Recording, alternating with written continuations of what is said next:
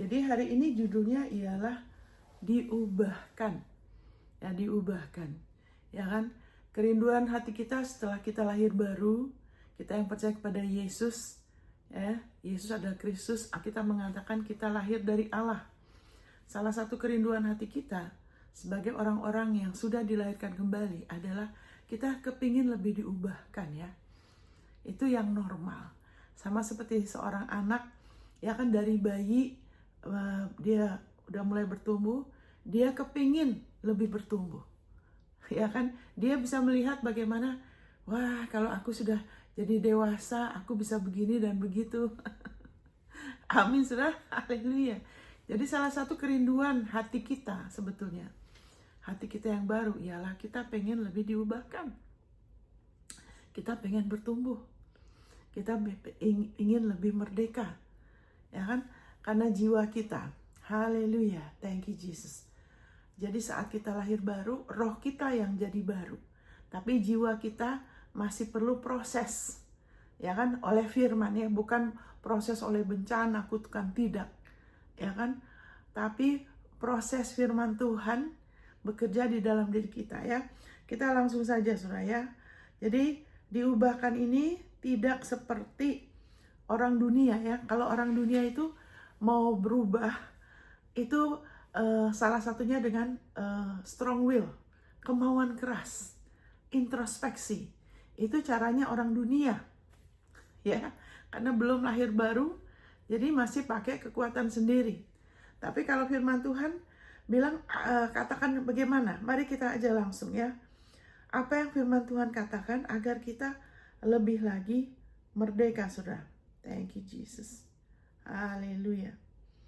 Nah, kita lihat di sini bahwa perubahan itu kita bukan hanya soal bagaimana kita berhenti kebiasaan buruk, ya kan, dari luar. Ya, wah, itu dosa, itu menipu, berzina, itu kelihatan kan. Jadi perubahan itu ada dasarnya, ada prinsipnya yang kita perlu izinkan firman Tuhan, ya, menerangi kita, ya. Jadi harusnya Tuhan Yesus bilang, serahkan bebanmu kepadaku, datang kepadaku, serahkan bebanmu, kemudian belajar akan aku, terus pakai kuknya aku, sebab kuknya aku mudah, bebanku ringan. Ya, saat kita menjadikan firman-Nya sebagai patokan, kita sedang pakai kuknya dia. Ya kan? Dan dia bilang, jiwamu akan ada kelegaan. Makanya saya tulis di situ, akan lebih merdeka. Lebih merdeka. Ya kan? Karena Tuhan Yesus mau kita, jiwa kita itu lebih ada ketenangan, saudara. Ya kan? Kalau di dunia selalu cari ketenangan dari luar. Wah, kalau aja masa lalu rumah tanggaku selesai, aku tenang. Kalau aja aku sudah menikah dengan orang yang tepat, aku tenang. Kalau bisnisku udah berhasil, aku tenang. Itu dunia. Tapi kalau kita enggak, Tuhan Yesus bilang, kalau kau mau belajar akan aku, ya, pakai kuknya aku, jiwamu akan ada ketenangan. Dan ketenangan itu bisa bertambah, ya, saudara. Jadi di sini dikatakan, ini adalah prinsip dasar yang kuknya Tuhan Yesus, sehingga tidak susah, tidak rumit, tidak berat. Ya, saudara, sebetulnya perubahan itu dimulai saat kita terima Yesus, ya kan? Waktu kita dengar Injil, kamu mau nggak percaya Yesus? Kamu mau nggak percaya dia disalib dan sebagainya? Kamu mau nggak terima dia? Kita bilang, oh ya, kita mau, kita percaya. Amin, saudara. Terus kemudian kita ngaku, ya kan? Dan dari situ ada perubahan, betul kan? Ada perubahan drastis loh. Amin. Apakah itu proses yang rumit? Apakah harus begini dan begitu supaya kita berubah? Tidak. Dan kita tidak bilang sama mereka, kamu tuh harus berubah dari gelap pada terang, dari miskin jadi berlimpah, ya kan, jadi jahat jadi kaya. Kita kan nggak bilang begitu. Kita hanya bilang Yesus. Kita sedang memberitakan Yesus. Dan waktu kita orang itu mau terima, orang itu dirubahkan. Amin, saudara. Makanya saya mau ingatkan, saudara, ini tidak rumit, ya kan? Haleluya. Saya jelaskan ini, kasih pengertian, tapi saudara hanya perlu percaya. Saudara dan saya, ya, kita terus bisa berubah. Jadi saya langsung bacakan dari 2 Korintus pasal 5, ya kan? 2 Korintus pasal 3. ya kan? Ini bicara mengenai bagaimana perjanjian lama itu terdiri dari hukum yang tertulis, ya kan? Itu mematikan, ya kan? Jadi kalau anak Tuhan kalau tidak mengerti prinsip ini, terus mengharapkan orang itu berubah, kamu berubah dong, kamu begini dong, kamu jangan begitu dong. Tapi firman Tuhan tidak bilang begitu. Itu seperti di perjanjian lama. Makanya tidak cukup cuma bilang jangan, tidak boleh, harus berubah. Tidak bisa, saudara. Karena pada mulanya kita juga tidak berubah begitu loh. Amin. Jadi dikatakan di sini dari ayat 7, pelayanan yang memimpin kepada kematian terukir dengan huruf pada loh-loh batu. Itu bicara mengenai 10 perintah Allah. Ya kan? Tuhan memberikan hukum Taurat bukan untuk menyelamatkan. Karena dikatakan di Roma pasal 3, justru oleh hukum Taurat orang mengenal dosa. Itu cuma sebagai kaca. Kamu tuh punya masalah. Kaca itu kan gak bisa ngubah kita kan? Ya kan, kaca itu cuma kasih lihat. Ini loh, kamu tuh dibegini. Ya kan? Nah, itu bicara mengenai itu. Jadi pelayanan, ya kan, kita perlu rubah. Kalau pelayanan kita suka ngomong, kamu jangan, kamu gak boleh, berhenti merokok, berhenti berdusta. Itu pelayanan loh batu. Ya kan? Jadi, namun demikian, kemuliaan Allah menyertainya waktu dia diberikan.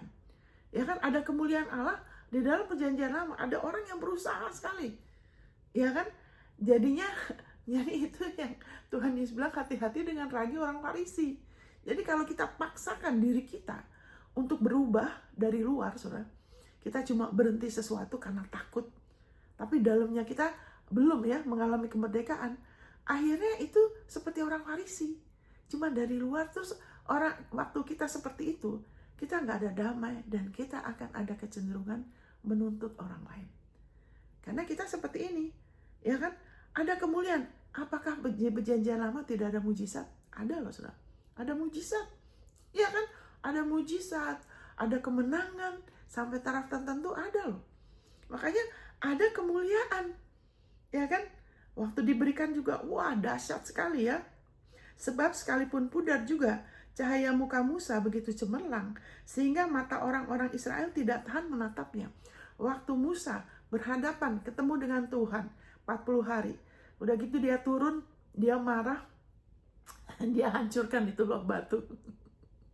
Dia naik lagi, 40 hari lagi. Nah kita semua seperti Musa loh, tanpa Yesus, saudara. Tanpa lahir baru. Kita tuh sama aja. Semua daging kita tuh sama. Kita punya musuh yang sama. Ya kan, karena dosa Adam. Ya kan. Jadi setelah dia turun, wah mukanya bercahaya sekali, saudara. Karena dia lihat Tuhan tuh muka dengan muka. Belakangnya ya. Tuhan bilang belakangnya aja. Nggak bisa ngelihat dia langsung. Tapi waktu itu Tuhan menyatakan dirinya. Jadi mukanya dia kena bersinar sekali, saudara. Tapi dia harus tutupin. Kenapa harus ditutupin? Sebab cuma sementara. Ya kan, cuma sementara aja. Ya kan? Jadi,